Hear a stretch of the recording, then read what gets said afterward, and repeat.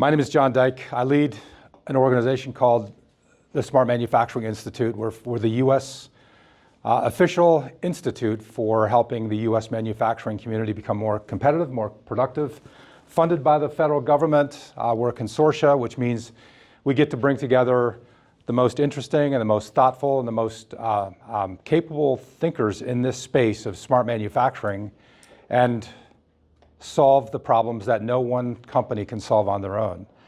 So just in principle, we have about 210 corporations from small to large. So what's a close example? ECM just down the road, 18 employees, all the way up to the P&Gs of the world, Toyotas, ExxonMobil, General Mills, Ford Motor Company, et cetera. So across the spectrum, all industries, we bring these companies together, the consultants, the integrators, the machine builders, the entire community, the vendors, the technology providers, and we identify what problems we need to solve, again, that no other individual stakeholder group can solve, because as a capitalist nation, if that's the case, then these companies are going to go out and solve it on their own. But there are some fundamental objections or some fundamental hurdles that we face as a nation that if we can collaborate, we can work on these things together. And I can use the funding that we've been provided by the federal government to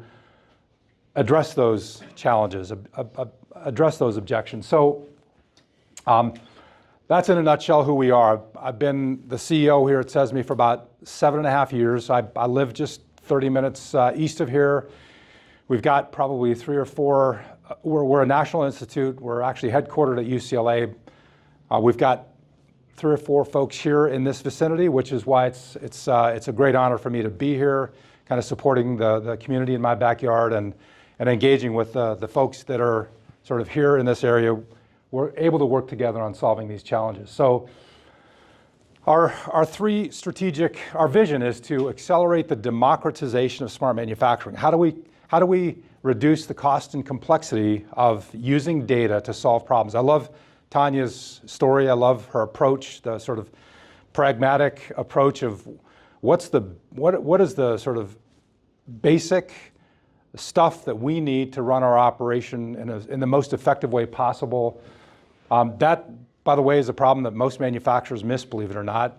So I'll talk a little bit about that in the next few slides. But we have 3 specific areas of investment around technology, around knowledge, and around ecosystem. The last being just trying to inspire companies to collaborate. We don't have a great DNA here in the US. We're as individualistic as corporations as we are as people. And that stood us well as a highly innovative nation, but it doesn't stand us in good stead when the rest of the global manufacturing supply chain is collaborating to solve sort of national global problems, and we're not. So we're here to inspire great organizations like yours to engage with us. But there are some very specific things that we believe we can do as a vendor agnostic, as a well-funded organization with smart people around us that we can attract to partner with us to solve these challenges in a way that's is and will continue to help make us more productive as a manufacturing nation. Because frankly, and again, back to what Tanya said, it's about every second, whether you're Tanya's organization or whether you're making ball bearings at Timken or whatever they're called now, or whether you're making cars at Toyota, it really is about the most effective way to use every second of available time in your operation. And what are those losses? I mean, your potential profits here, your losses are, you're going to have losses. Anybody here read The Theory of Constraints by Eli Goldratt? That's, if there's one book everybody in this space ought to read, it's The Goal, right? It's what Tanya it's the story Tanya just told. How do you understand the value of time and understand what part of your process, what part of your operation you can actually recoup if you've got waste and those that you can't, and understanding where your constraints ought to be at the top of the list for every manufacturer. In addition to all the other priorities like quality, making sure you don't produce waste, in addition to safety and all those other good things. But so this isn't exhaustive, but the idea is that capacity is at the top of your list. Understanding your labor costs, understanding where your material losses come from. All of these represent potential loss in your operation. And so from our perspective, data is the only way you're actually going to get there. I came out of Rockwell Automation, worked there for many years, kind of in the automation and then more into the information side of things. The reality was that data, at its core, data is the only way to solve these problems, but it's also become a very, very costly and complex thing. We did some analysis with an automation vendor, I won't name it, but they're pretty much all the same.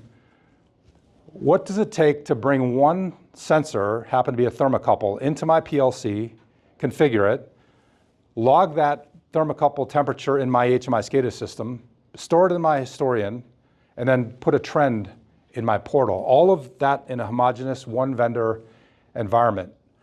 It took installing 6 different software products, configuring that thermocouple information model tag, if you will, in 4 of those products, 4 radically different ways.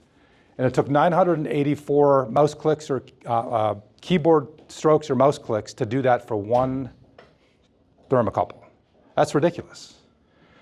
So the idea that data is important is obviously well understood, but to Tanya's point, what data do I need to make the decisions that I need to make, and what can I do to understand where my losses are? And I learned very quickly 25 years ago when we began collecting data to solve these kinds of problems that where people have been collecting asset utilization or OEE data manually, there is about a 30 to 35% over reporting of your actual asset utilization or OEE. In other words, the plant we were implementing the software systems in would say we have roughly 85% OEE on our core processes, and so because we've been collecting this data manually for the last 5 years, and we know our OEE is at 85. We'd implement our systems, and they'd be at 50. They'd be at 52, and they'd start getting angry, and they'd say our software sucks, and then we'd say, let's go figure it out, and then we figured out, yeah, it's actually 50, and it's not. It's been 85 in your books for the last 5 years, but it's actually 50, right? So there is this hidden factory in every single organization, period. Whether you're P&G or whether you're ECM in Medina with 18 employees, there is a hidden factory that you can discover if you use data. And if you use data that's been touched by human hands.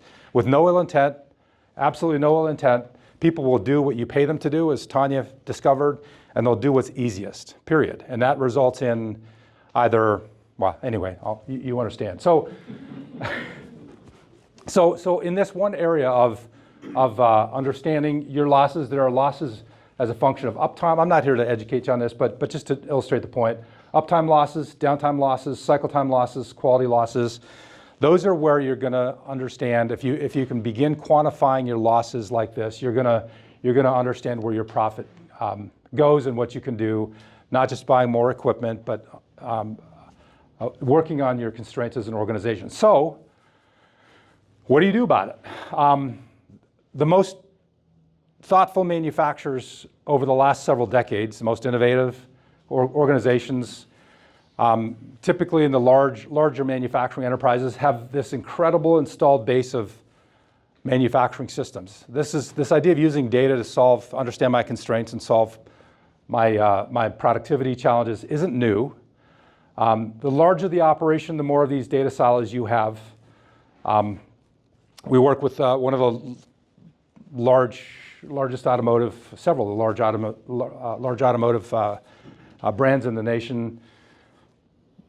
They, on average, have about 60 mission-critical manufacturing IT systems deployed in every plant that are essential for maintenance, for production, for quality, to receive incoming material, make parts, and ship them. And those are the sanctioned manufacturing IT systems. That doesn't count based on the audit we did, the 1,600, what they call shadow IT systems that are in the plants, but not sanctioned by IT. all of which are security risks, by the way. So this is what's sort of not stated here, but what's implicit here is that if we kind of take the simplistic approach and all we do is kind of install these sensors, that's a good way to start. From a maturity perspective, that's a good way to start. But the reality is, what I don't want to do is what we've been doing for the last 3 decades, which is my production monitoring system has one sort of technology track to collect data, store it, contextualize it, and give me asset performance or asset utilization data. Then I realize I've got a quality problem, one use case at a time, and I buy a quality solution or I build one, and I collect the data and I store it, and I produce a quality solution that's good for that use case. And then I need, for my customer's sake, I need a genealogy, birth history, track and trace solution. So I collect more data, and probably the same sort of data, contextualize it, store it again, and now I've got my track and trace reports that I can hand off to my customer, right? And then I need an energy management solution. So I collect more data in another data silo in another stovepipe architecture, right? This is the pattern that every manufacturer falls into, and that's the technical debt that we create for ourselves historically. And so we've decided, this is back to the title of my presentation, this is absolutely unsustainable. This does not allow us to innovate. How do you do AI? I need AI from 8 of these boxes, 8 of these data silos to predict performance or predict failure. I've got to connect to each one of these individual data silos to train my model and then build something that's going to actually solve my problem. That's ridiculous, right? So we're constrained from using AI at scale by the very legacy of our historic investment in plant floor systems. So our focus on interoperability is, remember, back to our vision, reduce cost and complexity so everybody can afford this stuff. Let's focus on the basic ideas that allow us to connect to a data source once, collect the data once, contextualize it once, and then if I have my use cases from going forward today, I have what I have, my legacy is my legacy, but the next use case and the next use case and the next use case should never, ever create another data silo, another stovepipe architecture. This is at the heart of the work that we've done. And by the way, it's as relevant to Tanya's organization as it is to Procter & Gamble. The idea that we need to reduce cost and complexity to facilitate the kind of innovation and becoming more competitive as a manufacturing nation demands this approach. And so we've invested about $100 million in building this, building the capabilities, the tools, the infrastructure, and now we're working to inspire the vendor community to come alongside us and actually build these ideas into their platforms. So right now we've got about 30 vendors across the stack. I can show you a handful of them.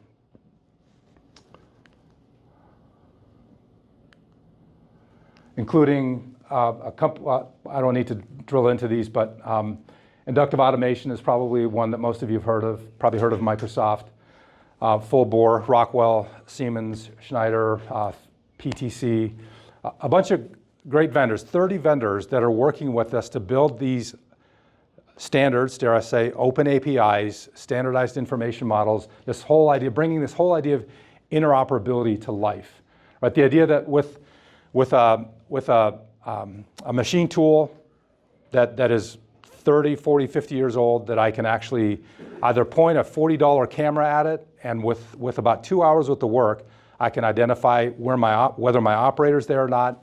I can identify what the tool crib looks like. I can identify whether the product is running or not. If it includes the stack light, I can get running, faulted, or halted, stopped, all of that from a $40, $50 camera that comes into the system and turns into digital data that I can use to run my operation. This is a fantastic little company that does what Tanya described, just puts a current transformer on the incoming feed, typically 3-phase on the incoming feed of a piece of equipment. If it's a CNC or a machine tool, they can discern whether whether there's a part being produced or not, whether it's a good quality part or not, tool wear, and about 4 or 5 other major KPIs from just the current transformer providing data into the platform, right? So whether you're a small manufacturer with basic problems to solve, or whether you're a large organization with 150 sites around the world, the principles you see here are consistent and are carte blanche, the most effective way to build a manufacturing architecture going forward. And I'll switch gears here in a moment, but one of the things that we've tried to do is make it really simple for particularly small, medium vendors to get started, whether it's a 30-day free trial to connect a machine tool, a legacy machine tool, to this information platform, whether it's a starter kit that starts at $25K or $60K with a host of these kinds of sensors, with potentially an interface to the PLCs out on your network, with a set of cameras to point out a work cell.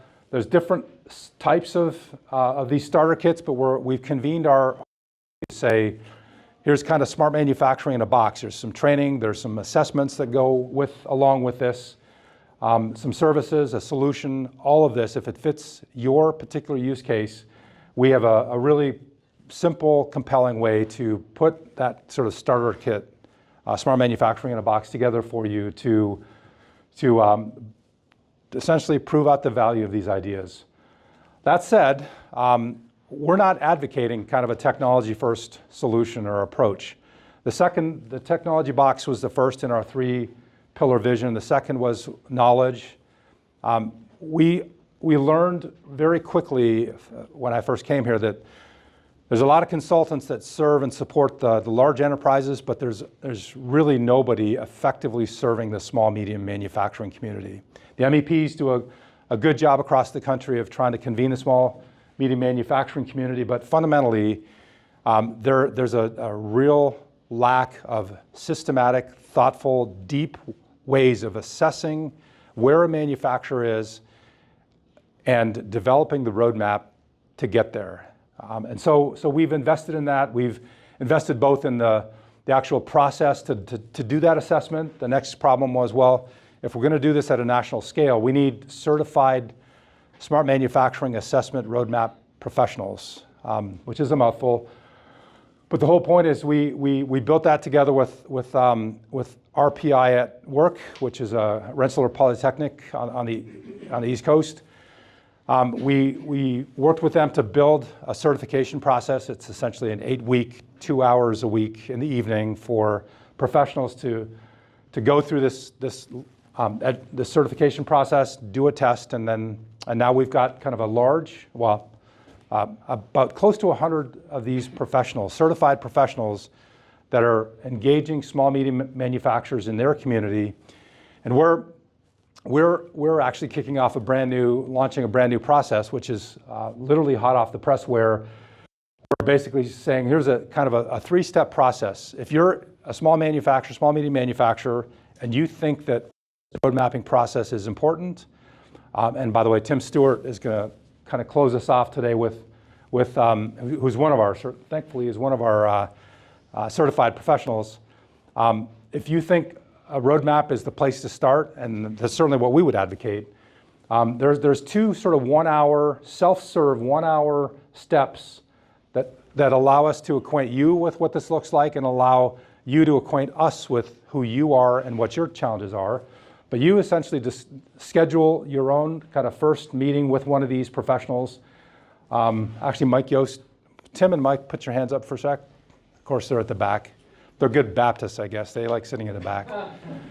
So Tim and Mike are from this backyard. I would say that they're 2 of the best of these certified road mapping professionals in the country.